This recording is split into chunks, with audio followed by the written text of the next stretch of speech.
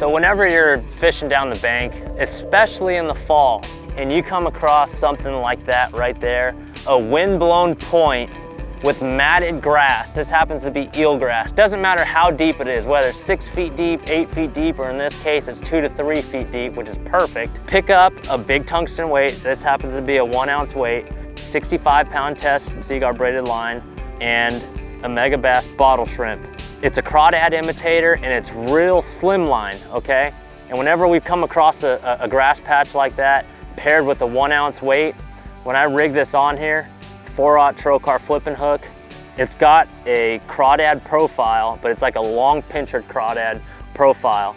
And it just slides through there real nice, moves a lot of water.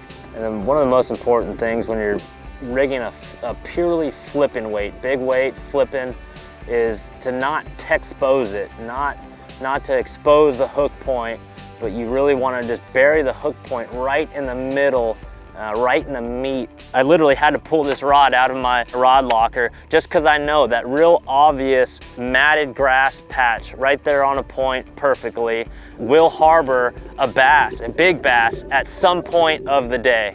Talk about catching kickers in tournaments, you know, little decisions like this. If you're going down the bank with a reaction bait and you see a little spot like this is how you catch a kicker.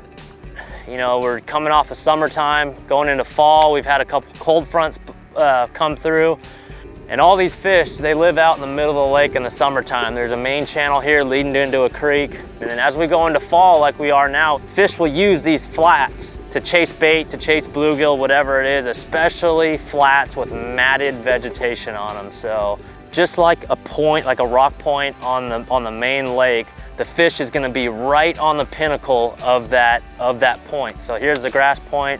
Those big giant fish will always be right on the point there. Typically 2 or 3 feet on the inside of that mat, but they're always gonna be facing towards the wind. So the wind's blowing in here, they're gonna be facing outside, right on the pinnacle of that point. So when you get to a patch like this, flip all this stuff to the right, but pay extra close attention to the nut of it, the pinnacle of that point right there.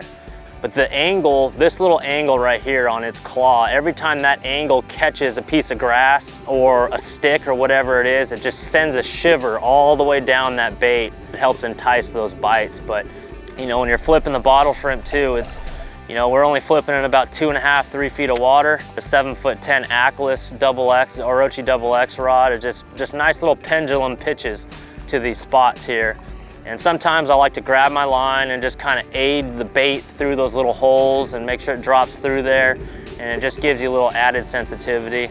Not only that, but you know, sometimes I'll grab my line and just, I went from a pitch to an old school flip.